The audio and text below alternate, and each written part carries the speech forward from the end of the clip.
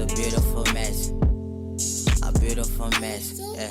Life is a beautiful mess. A beautiful mess. Yes. Life is a beautiful mess. A beautiful mess. I'm trying, I'm crying, I feel like I'm dying.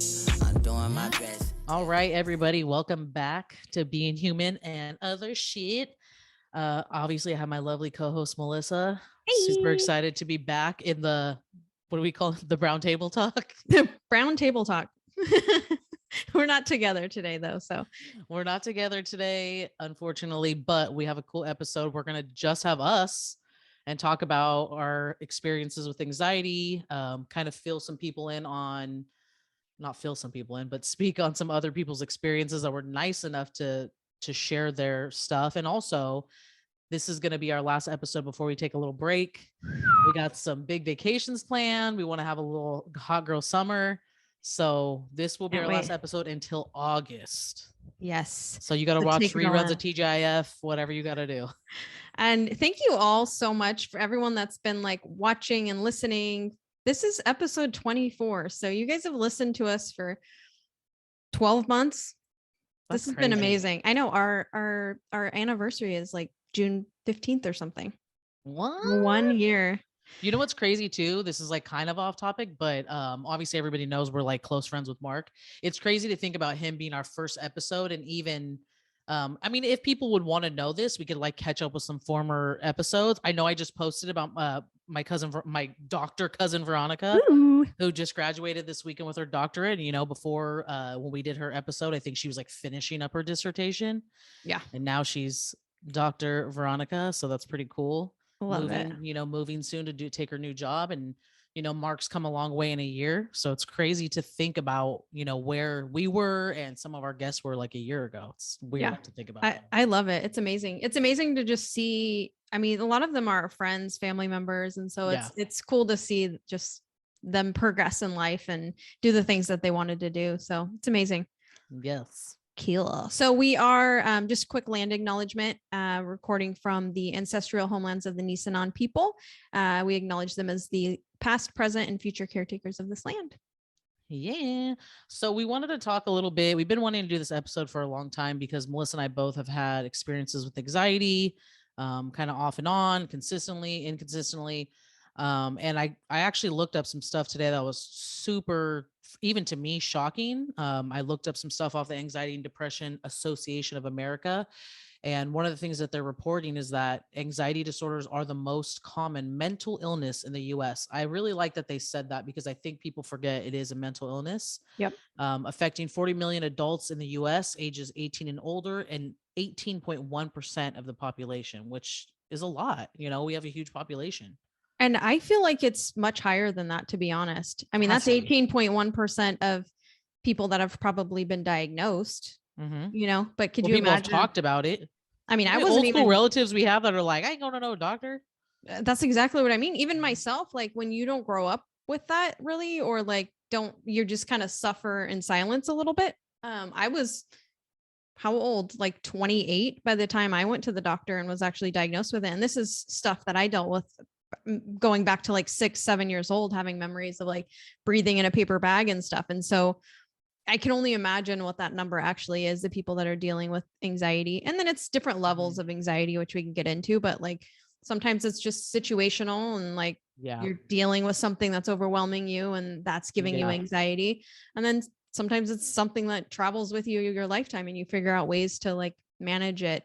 So I feel like that's the one thing with like knowing your mom obviously so well, that she's like mentioned about you as a kid. Like Melissa never liked to eat meat, and she always had like an anxious personality. Yeah, still me. I'm like, oh, Ruth, you just know her so well. And I used to jump off of every piece of furniture in our house. It's probably because of the anxiety too. Let me get this energy out. I think with me, like mine, the worst I can think about for me was always like social. And it was really triggered by my dad passing because he literally knew everybody. So it was like, even though it happened and months went by, I'd still see people who like give their condolences, which is so nice. But then it started triggering just like I don't want to be in public because I'm so anxious, you know? It was crazy. Were you just like afraid you're gonna like run into people and then have to talk about it, or? Yeah, I mean, I think that there's definitely like if you listen to like past episodes with both of us talking about like our story of kind of where we, you know, like even our queer episode, you know, I moved away. I literally was like, I'm gone, and I ran. I didn't want to be in my hometown because I, you know, didn't want to deal with the fact that my dad had just passed away so suddenly, and that triggered a lot of anxiety for me. And I think that, you know, I was one of those people that was, I didn't know what it was. I didn't know it was like going through depression and having anxiety. I think I just drank it away. I was in college. I just partied. I didn't care. I was just living wild and free. So that's kind of how I dealt with it at the time. And music, to be honest, music at one point in my life, I actually really wanted to start a nonprofit. This is before iPods. I wanted to start a nonprofit that had some type of music contraption where like when you felt anxious or any type of way, you could like pop this in and listen to music to calm you down. And I basically had this idea that I was gonna like have all these bands that I love like donate a song. You know, so it's like something free that people could like access. I love that this is brand new information that I've never heard you talk about. I love that. Yeah, that was like my 19-year-old Staci idea that I always wanted to start this nonprofit surrounding music because it was so, you know, beneficial to me when I was anxious. I mean, I moved to a whole new city. I mean, it was only 5 hours away, but it was also like I moved with somebody who was a good friend and I had friends there, but you know, I was 19. Like, I don't think I'm actually I think I'm friends with one of them still. So I think that we could have really been in a good spot financially if you would have not partied and instead created the iPod. 2 weeks, seriously, we would have been doing so we would much be better. On that farm already. We would have this land. Our animalist farm compound. That you want to have. Yeah, we would have already had our compound if you would have just not partied and created the damn iPod. Then you would have to live with my family. Can you imagine that? No, thank you. I thought you were going to build us each homes around it. You're right. Actually, yeah. I'm not telling that idea because then somebody's going to jack it. So for me, my earliest memories are like 6, 7. I was anxious in school. Like mine was really like health driven. And I don't know where it like started from, but I would watch like Rescue 911 and stuff with my grandma. And so I don't know if I was just really little and that kind of stuff then just like subconsciously like stayed with me. Yeah. But I remember getting, I don't know if I told this story on here or not, but I remember getting poked with the pencil in school and I had a full blown panic attack in my classroom. That shit hurts though. No, but I thought because I heard you get lead poisoning. And so like, I will like obsess over anything that I hear and I'll just like put it together and then all of a sudden it's happening to me. And so I remember standing up and I was like sweating and like panicking. My heart was racing and I was like, I got poked with a pencil. Like I'm going to get lead poisoning or whatever. And like, they had to send me to the office because I was freaking out. Like how embarrassing, right? And you know, that sounds like my oldest niece. Really? She's naturally anxious and stuff like that. Like, well, auntie, and I'm like, take a deep breath, dude. We're good. You know, like I could talk her off the ledge, but she gets a little anxious sometimes like that. Yeah. And I was like a super shy kid. I was always hiding behind my mom and stuff. And like, I didn't talk a ton like in school or anything. So that was also like a whole level of embarrassment because I'm like full on panicking and standing up and like screaming that I need to go to the office or whatever. Damn. What do you think it was triggered by? Like, do you think that's just like the environment? I kind of feel like, I mean, correct me if I'm wrong, but I kind of feel like your sister's like that. Hers is like a little bit like manifests a little bit differently. Like hers, she feels like physically threatened a lot, I think. Mine is like, I'm always worried that, and I always was worried that like my people that I loved were going to like die randomly, you know, because you always hear of like aneurysms and heart attacks. And I'm like, shit, people just have those and you can't control that. And you know me, like I'm kind of like, I need to have control. Yeah. That's why I don't really like experiment with drugs or anything. Like I need to have control. Yeah. And so I think just knowing that there's things that can happen to you or to like people you love that just like kills them and they're no longer alive or like changes who they are. You have a stroke and you're not the same or something, you know? Did that happen when you were little, like in your family?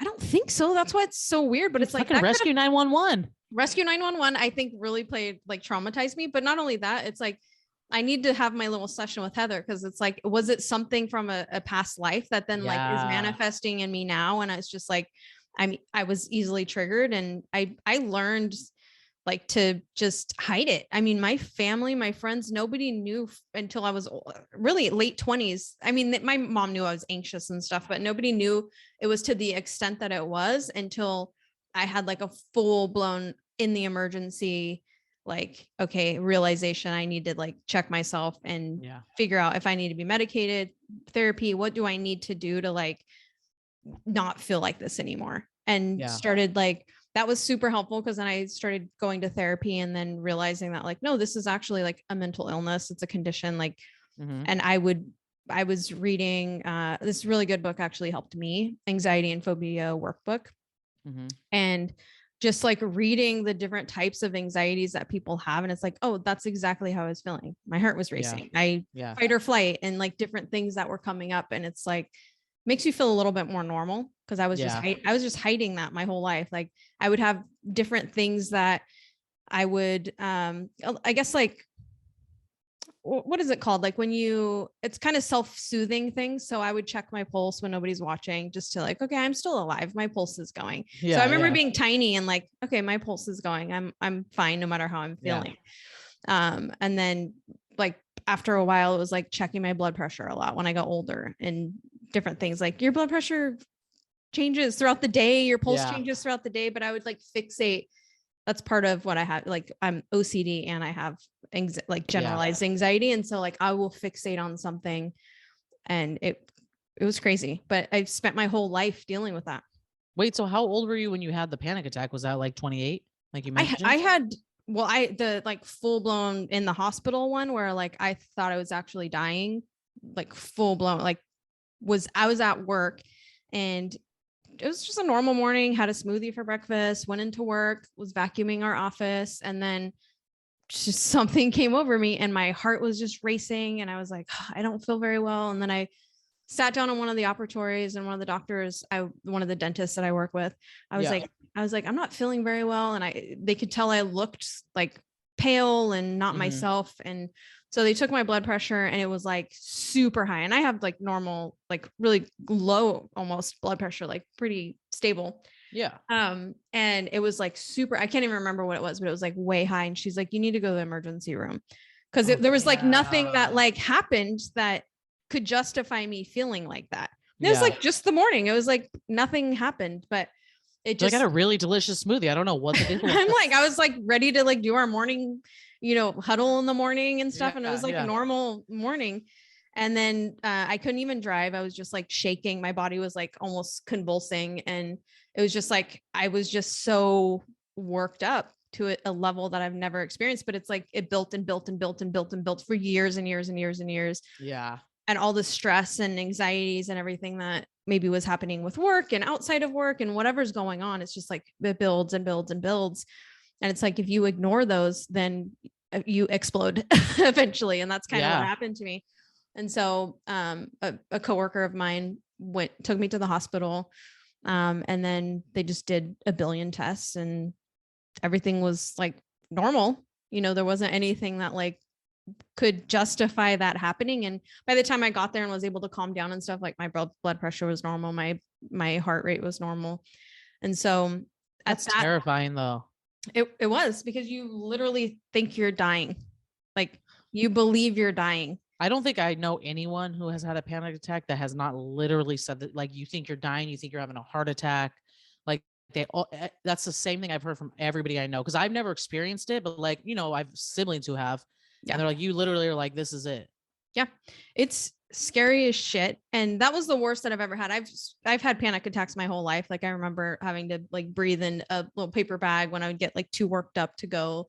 Like I would get excited. Sometimes it's like excitement and anxiety of what might happen. Like I played basketball when I was little. And so before my games, I would like get so excited, but then nervous because then everyone's watching me and I was a shy kid. And it's like, I was constantly fighting this, like this battle within myself of like, I want to do this. And even as in adulthood, knowing me, like I'm constantly like, and I'm still going to do that, but it's scary as shit. Like, I feel like I'm exactly the same way. Like I still, we just wrapped up our season of softball. Like my finally post-COVID got to play, but with Zoso here in Sacramento, and like I played 10 seasons with the same team, like my sister and a bunch of my friends. And before every single game, playing with the same people, sometimes a different day, maybe, but like same organization, I would get nervous for every game.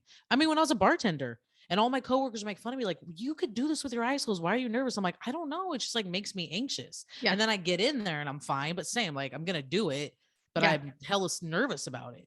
Yeah. So I would get super worked up, and my mom's always been like this place of comfort for me, but also like can be, and I've told her this before, so this is not a newsflash, but also like can be a place of like where my anxiety is triggered. I don't know if it's because I'm remembering her like being the person that was like comforting me in those times when I was little. Yeah. I have no clue why I feel like that, but it's like she's also the first person I go to if I'm feeling anxious, because I know she'll like Google my symptoms or do something and be like, no, you're not dying, you're fine. Yeah. So it's a strange dynamic, but yeah, she would have me like breathe in a paper bag, and then I'd go out there and play, and then it would be like, just like you said, for work and stuff. And it's probably how performers feel a little bit too. You know, you still get like the jitters, but yeah, well, I'm sure, especially like before big stuff, you know. Do you think that your mom like notice it in you as a kid before you did, or did you like go to her as a little kid and say like, I feel this and this or whatever?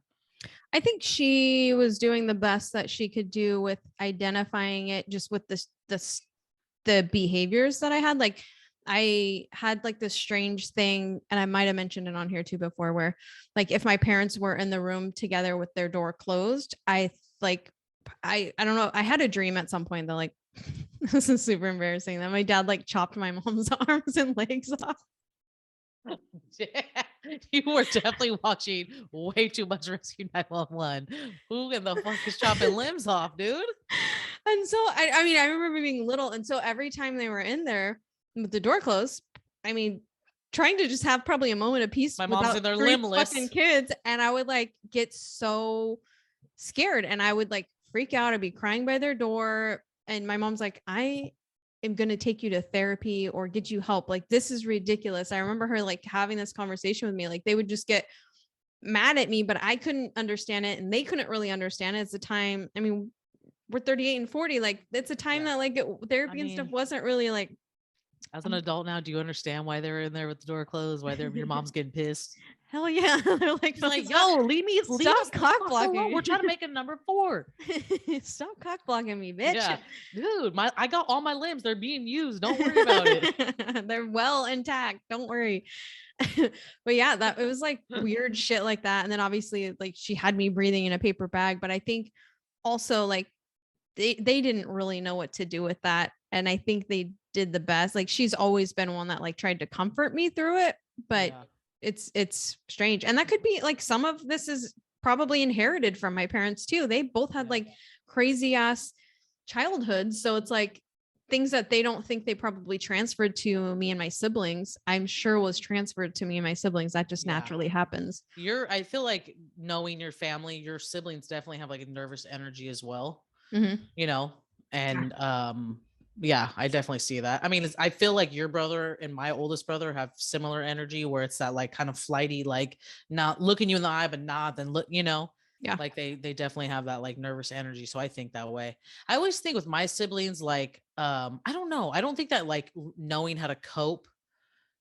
I mean, I don't know. I guess if something's triggered and you don't know how to cope with it, that could build anxiety too. I could be, obviously I'm not a professional. I could be completely wrong. Yeah, no, you're right though. It has to be, because I know for, you know, my little brother, like he definitely like when something's triggered and he never really learned how to cope, which is why he, you know, struggled for so long. I think it just builds anxiety. I could always see it like in him when I'm around him, like I could feel it, you know? Yeah. It's hard. It's super hard. And then to like always be in your head. So for me, I'm a little better, but when I'm really overwhelmed or stressed, like I will be less present. And then that frustrates me, because then I'm very much in my head. And then later I'm like, I wasn't present with the people that I wanted to be super present with. Yeah. And then it like spirals from there a little bit. But it's like when you're trying to be social and dealing with anxiety at the same time, you're just trying to like stay in that moment and not like, I'm not going to pass out. I'm not going to do whatever your like body's telling you to react to. And so I feel like I have like almost no memories of being a child. And I feel like that's because I was living in this like fight or flight mode all the time. That this is my own like thing that I've made up, that I feel like I was just constantly, you best.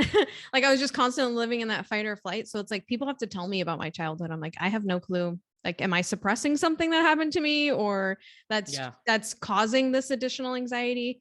I don't know. And I've gone to therapy, and I think there's other things that I need to do some deeper work, but it could just be that. It could just be like the things that were triggering me as a child in that moment. So whether it was like Rescue 911, you're a little kid and you're seeing somebody get electrocuted on a fence, then I would like obsess over that, you know?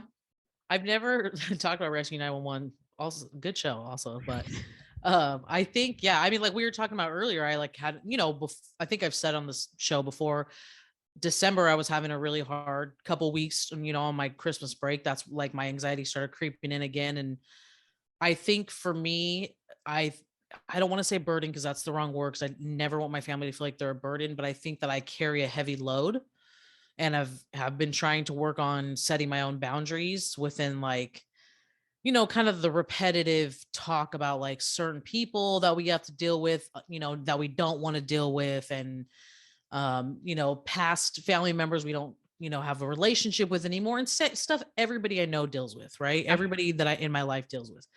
But I think that started to like really get to me, and I would find myself like laying in bed just up, and crying at times, laying there, and then just obsessing, spiraling, like just literally just thinking about the worst case scenario. Like it's the same, you like limbless family members, you know what I mean? Like I'm never gonna live that down. I can't believe I shared that with you. This is listen, this is a safe space, but yes, like that is crazy. I mean, I also think too, like insane that I think after I can understand that after losing a family member young. I mean, I was a teenager when my dad died. I was an older teenager, but you always think that. I mean, I am constantly in fear of like, what the fuck am I going to do if something happens to my mom? I lost my grandma, that shit. I mean, I've been very open about like, my grandma died in February 2018. I am still struggling. There are still days when I feel extreme anger, and I have worked through a lot of that stuff, and I still feel anxious and angry, and have grief. So like I get the anxiety surrounding that. That is something like I think all the time, like if I lost a sibling or one of you guys, like it's something that like it lives in our head rent free, right? Yeah, absolutely. And there's going to be anxiety surrounding that, but it's also just like I have to keep reminding myself that is the ebbs and flows of life. Yeah. And I think just being okay, like the more we all talk about it, like it's okay. Sometimes anxiety lives with you throughout your whole lifetime. And I've learned that that's the kind that I have. I just have to like accept it. There's also really good things that come with my anxiety, and I've learned to love about my anxiety. And it's like, it keeps me driven. It keeps me like constantly stepping outside of what I feel like is comfortable and challenges me. And then that like transfers over into my professional life and different things that like I challenge myself more, because I know that I've survived this other stuff that was scary and made it through. And so then I'm more open to like try other scary stuff. And it's like, yeah, it fucking sucks in that moment. And I probably get way more worked up than some other people do to like speak in front of my coworkers or whatever. But it's like, I still continue to try and like push through that. I wish I didn't get so anxious about that kind of stuff, but I've learned over time to like appreciate the positive things that come with that. It's not like all negative, I mean, I also insane what we were talking about in the beginning. Look at how far you've come even since we started this.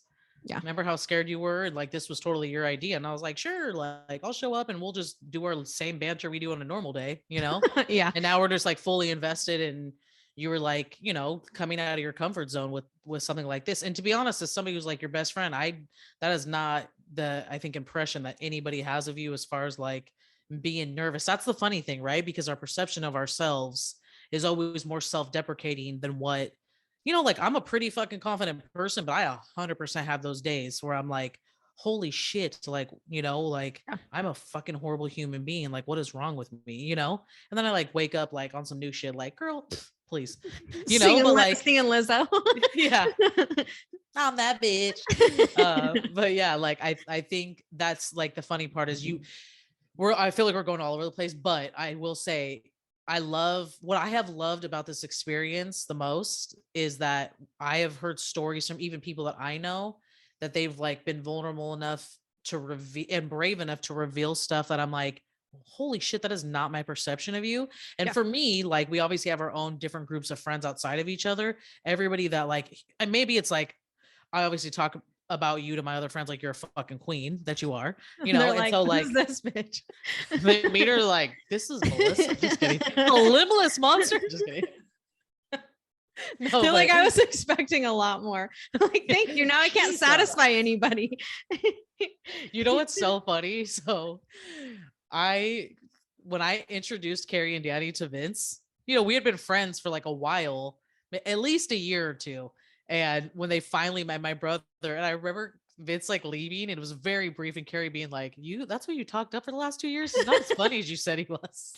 He was full on in his issues at the time. Yeah. So I was like, give him a couple of years, like he'll be good. But I always think that when people are like, that's who you've been talking about this whole time.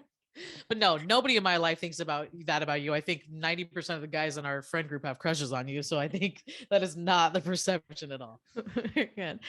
Yeah. So what are some other like things so your dad passing obviously was one big trigger for you. Like, have you ever and then your grandma passing as well. Are there other things that have like been very situational for you that have come up that were like maybe big traumatic things that you feel like I think that anytime, I think like you growing up in a household where there was, physical abuse, I think that I think I'm desensitized now, but I can remember being younger and just that anxiety of like, when is this argument going to go to the next level? Yeah. I think that's when I'm in like tense situations. I think that anybody who, has even talked to me for 5 minutes can tell I have a very like direct, straightforward, sometimes aggressive personality. And I think that people that really know me know that that's a defense mechanism, that like at the core of who I am, I'm actually really kind and sweet. And I am not like that, I mean, I can be like that, but I think you're just a warm ass Marshall. You're like a s'more, baby. You're all gushy on the inside. I know, I really am. I'm like a huge pussy. My Aunt Karen used to always say that about me. She's like, you are a huge chicken. I don't know why people are scared of you. I'm like, me either. But I think that that like just I think that's been a defense mechanism, like to get aggressive, to like not allow that anxiety to creep in. Like, no, like I'm gonna handle this before it happens. Yeah. And then I also had a couple, like, to me, what were health scares probably like 5 years ago. I was pre-diabetic. That was super triggering for me. I was eating like shit, drinking a lot, like out in these streets, just partying.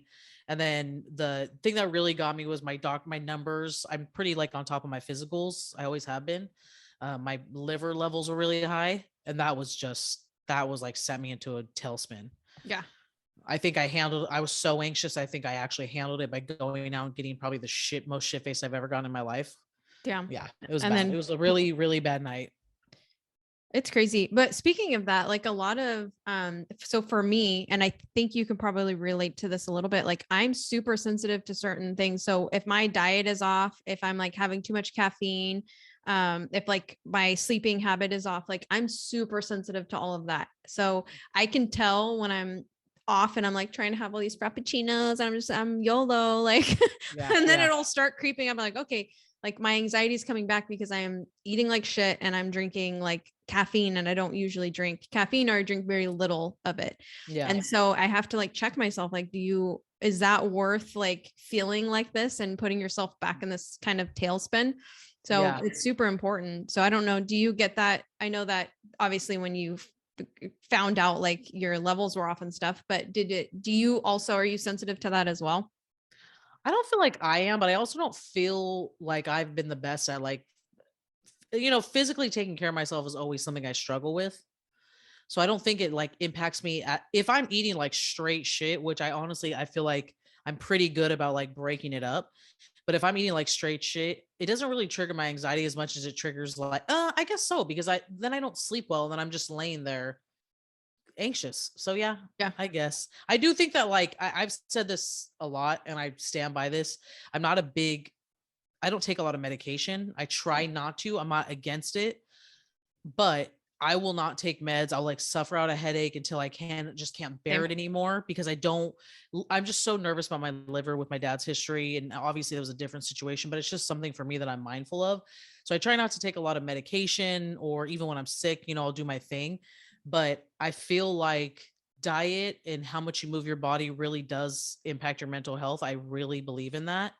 I 100% And agree. yeah, I think that like if you're just popping a pill and thinking it's going to change everything, I don't think that's true. I don't think you need to be like, fucking bro for life and like go do CrossFit, but I think that you can like walk your neighborhood, and that's the type of stuff I try to do because I don't enjoy working out. It's not something I've ever like loved to do even when I was an athlete. So I think walking or riding my bike's been the big thing I've been doing lately to get my body moving, you Yeah. know?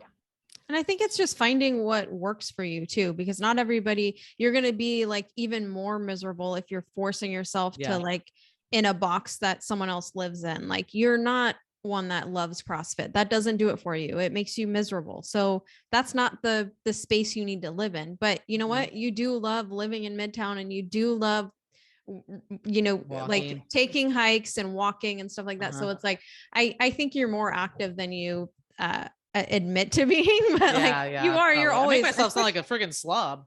I'm like, no, you're also super conscious for the most part about what you're eating too.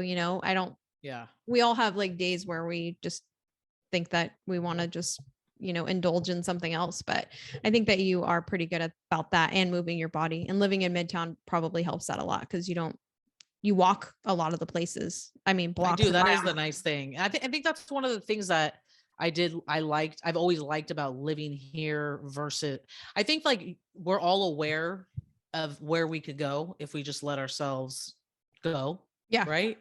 And I think for me, when I'm like, I don't really, if I never have to, I don't want to live in a suburb because for me, was so comfortable. I just got lazy.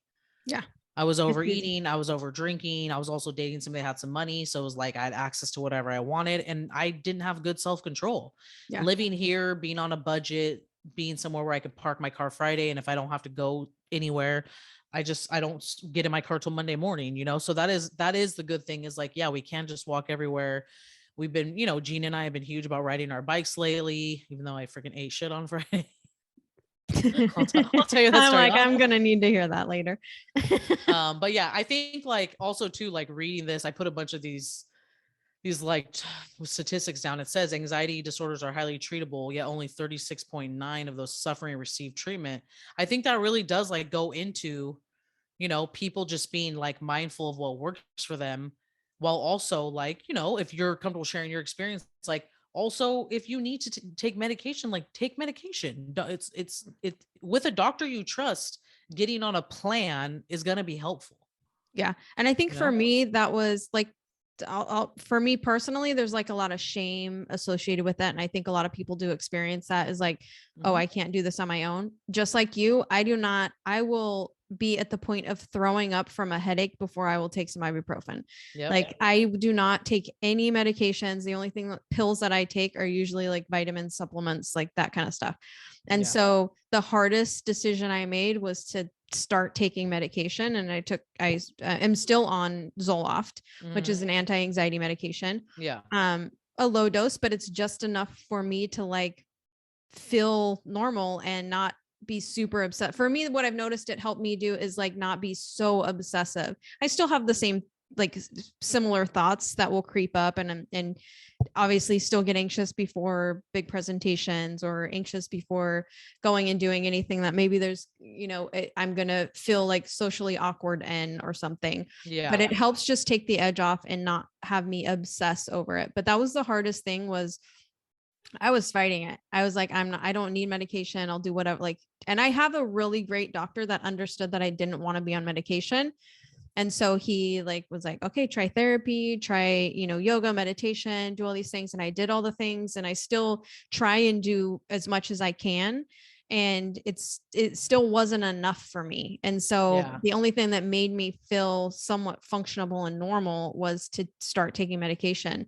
And there's so much shame. And like, for me, I was just like, let myself down because now you're taking this pill every day. And I don't plan on being on it forever, but I'm okay if I do need to be on it. Like it's There not a is so big much shame associated. I think I've had this conversation with a friend of mine so much because she's like us, and recently decided to get on something like a low dose of something, and has had people that have tried to talk her into it for a long time, and she finally made the decision for herself. And I told her, I'm proud of you for listening to what your body is telling you, and not being influenced by people who think that they know your body better than you, no matter how well they know you.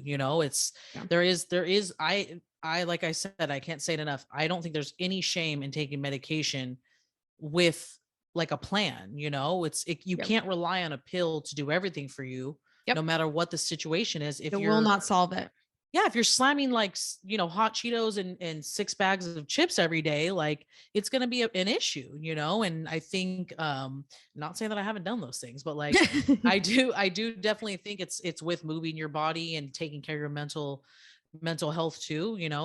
Yoga was like, I've told so many people this, yoga was so instrumental in like helping me with just what was going on in my brain right before my grandma passed away. And I was I honestly, it was probably one of the happiest I'd felt in a really long time. And I really had good intentions, that I was hitting and doing well. I signed up for like a yoga challenge. I was at a studio that I loved because the teachers were like all different sizes. It was so, to me, this is my opinion, I want mind, body, soul yoga. Yeah. I don't want to go to yoga aerobics. I Yeah. don't want to have like a soul cycle class that's a yoga class. I want to like have when we start getting into like it's like slow music, and then we get into the like the sun salutations, it starts speeding up. It's like the right teacher that knows exactly how to set the vibe. And like when we're in shavasana, is like wrapping up her message for the class. This studio I went to, every teacher was that way, and it was amazing.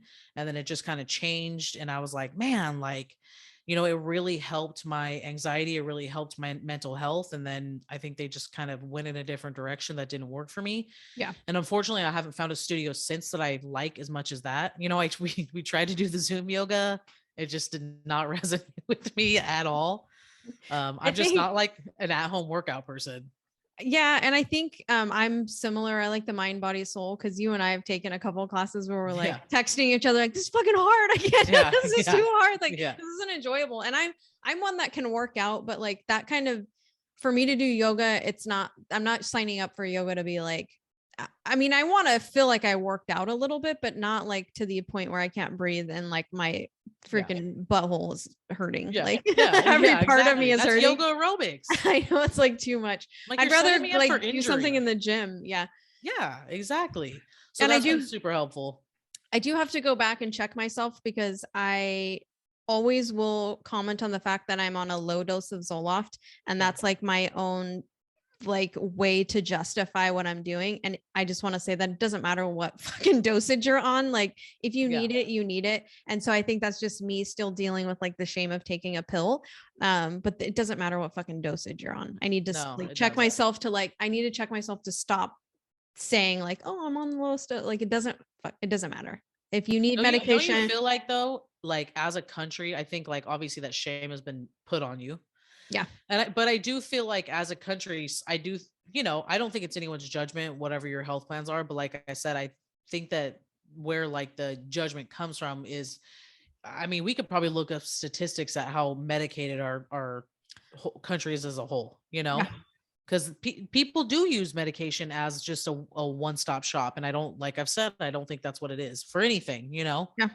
And then it's like, folks that can help themselves and, I have family members that, are taking like blood pressure medication, and then you end up taking 4 or 5 blood pressure medications. And it's like, at some point, just change your diet and exercise a little bit. You could probably get down to 1 or none, or whatever it is. And so that's frustrating because you love these people and you see that it's just changed behavior, but they're stuck on something as well, and sometimes that's like depression. And a lot of times, people will deal with anxiety and depression. I luckily not that I haven't had like situational depression, but luckily my anxiety has just been like anxiety, panic. I haven't dealt with a ton of depression, none that I can like really think of. but I've had depressing moments, and we all do as human beings. But we both have friends that have dealt with like actually deep depression. I have family members that have dealt with deep depression, and I don't wish that on my worst enemy. I went through a deep depression, and a lot of it was grief that I basically, like I said earlier, ran away from. That's what the doctor told me, and it was hard, to be honest. That actually set off, I feel like you always are like, I'm proud of you for that couple years after I like became single for the second time, and really spent a couple years just by myself without entertaining anybody's attention except for my own. And I feel like that was instrumental in helping me through my depression. And luckily I haven't experienced it since, but that shit is scary. And I think, as somebody who feels like, I think I could take anything on, actually I feel like my life is so good now because I feel like I went through everything when I was little or younger. I don't ever want to get on here and represent like my childhood was always horrible. I had a lot of amazing people in my life, and I had a lot of great good memories, but equally there was a lot of bad shit. Yeah. And I think I was 20. Oh God, no, I had to be in my 30s, 31. It was like not too long after I bought my house, like 2012. So God damn, it was 10 years ago. I was 30 years old. I was just waking up every day, just sobbing, uncontrollably sobbing, not understanding what was going on, hiding it from my partner at the time because, she was at work. We worked opposite schedules, and, finally had the balls after a couple months to admit to her what was going on. And I think I started spiraling is why I admitted to her, because then I started thinking, getting anxious, getting anxiety, and thinking, this is how my dad is, or was. He was a depressive person, anxious person who, we named that episode Tears of a Clown because that's exactly what he was. He was, the life of the party, but, crying behind closed doors and drinking himself to death. And I started to see myself going down that path, and it was fucking scary. And I was putting on a happy face at work in times when her and I were actually together, but in reality I was waking up, knocking out of bed for hours at a time after I'd wake up. And then I finally went to a therapist, went to my doctor, they referred me to a therapist, and they were like, yeah, you're full on in grief. It's basically, it's grief's a motherfucker. People put a timeline in grief, and I think that's not fair. I think the funeral's over and people are like, okay, well, like, move on with your life. And it's like, no, this is when the shit starts, and it could go on for years. It could go, like I said, there's still times that I go through it with my grandma. That was the biggest loss I've ever had in my life. And, I think luckily I was older and had the tools to kind of deal with it in a more healthy way, and was able, my immediate family and I were able to help each other, which was nice. But with my dad, I was a kid and I didn't know anything. And I just was like, fuck it, I'm going to run away and I'll just, figure it out. Yeah. And then, grief came back 11 years later, was like, gotcha, bitch, I'm not done with you. Yeah. And I was the same. I was on the verge of like, should I go the medication route? And I think I just, went a different way and started eating better and kind of started taking better care of myself, going to therapy regularly again. Before it was like a tune-up situation. So that was super helpful for me, but that's my experience. Yeah. There's people that are, diagnosed clinically depressed, and it's something they deal with every single day. And same with anxiety. There's people that deal with crippling anxiety to where they can't leave, their house. I feel blessed that like I haven't had to experience something that like has been so I mean, I've had it to obviously that I ended up in the hospital multiple times actually, but like the severe time. And we were just talking about this before we started. I've spent thousands upon thousands upon thousands of dollars on random tests throughout my adult life because of anxiety. Just thinking that something's wrong with me, and then obsessing over that one thing, and then asking for these MRIs and just different like tests, and ear, nose, and throat specialists, doing different things because of the symptoms brought on by my anxiety and my panic. And then on top of that, just obsessing. And so it kind of sucks that we live in America where the medical, where we're getting like charged our just healthcare is just ridiculous, because I can only imagine. I have a pretty good job. I have health insurance, and I'm still paying out of pocket thousands upon thousands of dollars. So I can only imagine people either scared to go to the doctor, and so those are the ones that like suffer in silence, or end up doing something really bad. I just yesterday found out that a friend of one of my cousins killed himself. And so it's like, you never know what people are dealing with and the roadblocks that we have in front of us. And it's like so sad that it gets to a point that, people feel like there's no other option. It's so hard. And I feel like that's been so common. I think through COVID, I didn't, I don't feel like I really personally experienced the like loneliness of COVID that a lot of people did. But I also think I do spend a lot of time alone, and Yeah. I am a very social person, but I'm also equally like, I can hang out for a day and then I need a day, Yeah. blah, blah, blah. And I definitely had I'm sure a moment or two after I went through like my breakup, getting used to that, not having like a primary partner where I was like, lonely and had those moments. And I think that was more of that. But, as we know people who went through like a really depressive state when they were going through COVID. And there have been a lot of suicide, like the suicide rate is up so much just from people having to, stay in their house and be in their head, and, stuff comes up. Yeah. It's scary. And then just the amount of kids that don't have access to resources, or maybe live in environments where it's not accessible for them to get therapy, or maybe it's a cultural thing where family therapy is just like not a thing that their families do or deal with, and it's just something that's swept under the rug, and then they end up being the ones that take their own lives because they don't see any other option. And that's so sad. Yeah. It's so sad that we live like that. And I hope that by us continuing to talk about it, I know this is not going to change the world, but I feel like if Yeah. we can keep having these conversations as humans with each other, to like, it's okay, I've felt like that, and it's okay that you feel like that right now. It's not Yeah. how you're going to feel for the rest of your life. We just got to figure Yeah. out what works for you. And Yep. is it exercise? Is it medication? Is it meditation? Is it therapy? Is it acupuncture? Like, there's so many things that work for different people. And I think people need to know that it's okay if one thing doesn't work. Like, keep trying until you find the thing that does work for you. Yeah. I think, not to get on like a teacher soapbox, but even if I wasn't a teacher, I'd still feel this way, because I can remember, two teachers that really impacted me as a kid when I would like go through it, or teachers that were like really aware of behavior changes in me and would like ask me questions.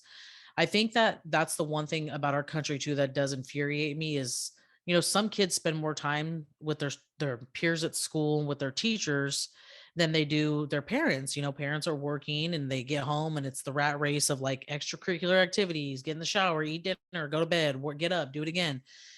And I think that like I take my job as a teacher really seriously when it comes to, for the parents, but most part the kids were just laughing all day. But like, even with like, yeah, even with like my parents, the one thing about my job that my old director, Carrie, who she influenced me so much on the educator I am today, that, we're not only dealing with some of these students, but we're dealing with these parents because of my age group. I work with birth to 5, specifically 3 to 5-year-olds at my school.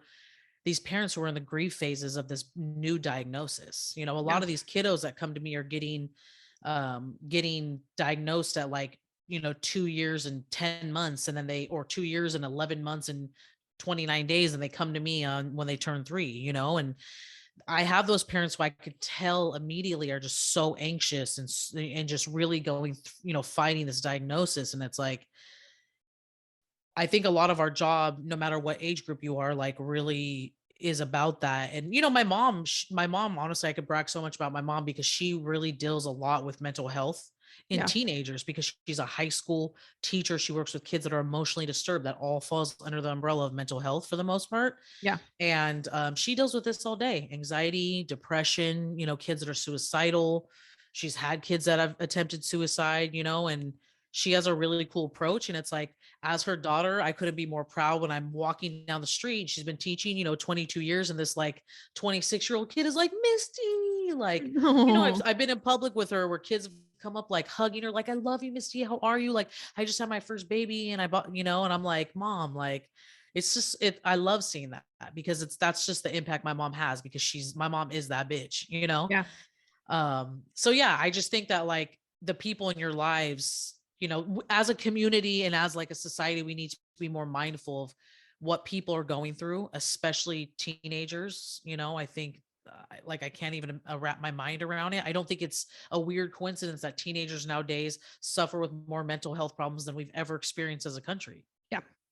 Right. With the impact of social media, their friends, COVID, their workload. Some of these kids, Yeah. I'm like, I could never do that math.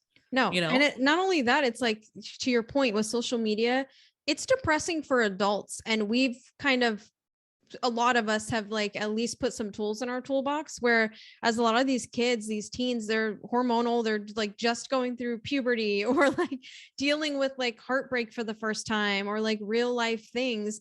And on top of that, they're comparing their lives to whatever these people are putting on social media. And it's a lot when we get sucked into it as 40-year-olds versus someone who's 14, 15, 16. So, it's a lot and it's hard. And you think that like, I'm never going to be able to compete with this, but it's like, that's not real life. That's not who they are. First of all, there's half the time there's filters on there. Secondly, like people only show the things that they want to show you.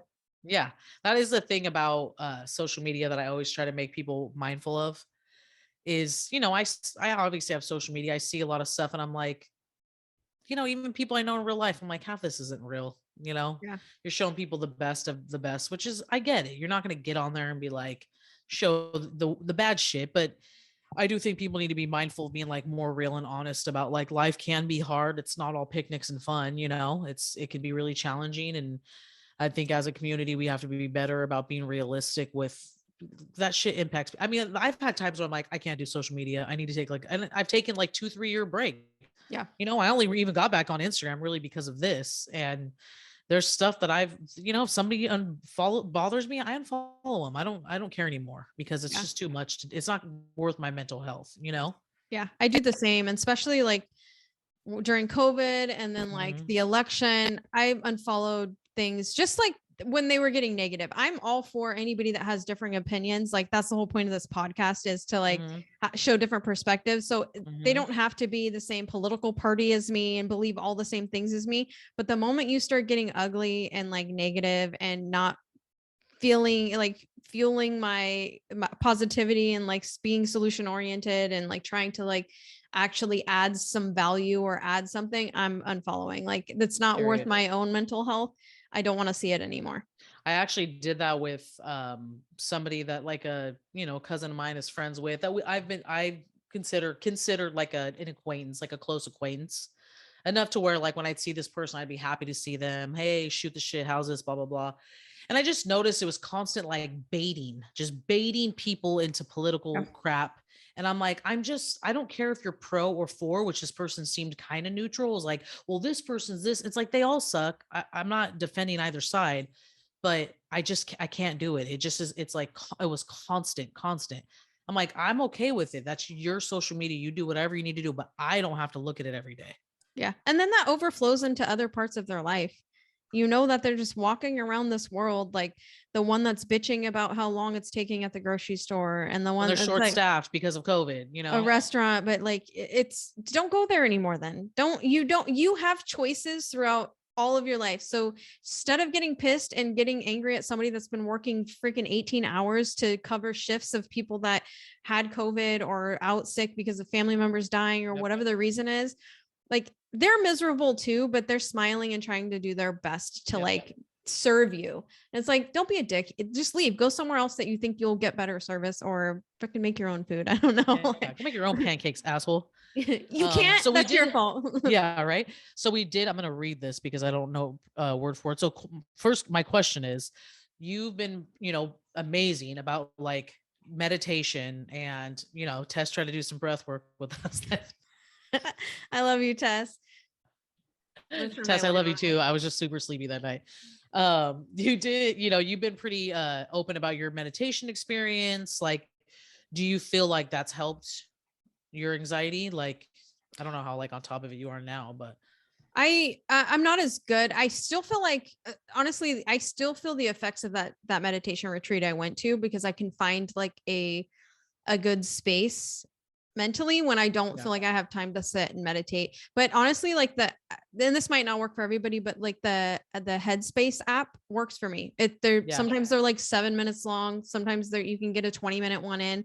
But it's just listening and taking a few minutes to like silence the chaos that we all live with. Like it's chaotic out in the world. Like you have a Yeah. billion things coming at you. And so I feel like I'm not as great as I was coming straight out of the meditation retreat. And so I'm excited to go back and like get like a tune up, I guess. Yeah, Melissa's doing it again, guys. She's crazy. I might do a 5-er though. There's 5-day ones. So we'll see.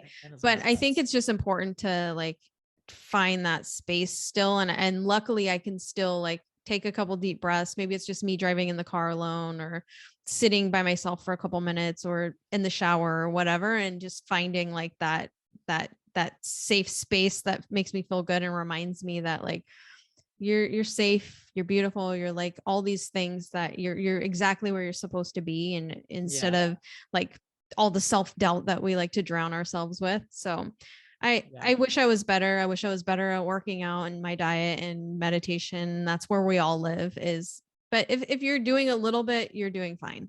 Just yeah. I mean, there's days I feel like I walk in the door and put my pajamas on. I'm like, I'm fucking done for that. I'm literally going to lay here. It's a wrap. I can't even function at this point. And that to me, that's self-care too. Yeah, it is. You know, I think that like there's a lot of like anything. I think there's a lot of buzzwords about stuff and people you know, they like to like, oh, it's like self-care is whatever you think it is. It's literally called self-care. So if that is for you, like getting knuckles deep in a pint of ice cream, like do you? I don't recommend it, but like I'm about to do what you have DoorDash. yeah, exactly. Like moderation, right? Like do whatever you have to do. Okay, so we asked on our social media. We didn't have a lot of people respond, but our friend Emma, who we love, and Jaden actually responded. Two past guests, amazing guests. So I think I had asked, like, how does anxiety show up for you? And so Emma responded and said, anxiety shows up for me like bad ADHD. She can't get things done, procrastination, and restless sleep, which is really interesting.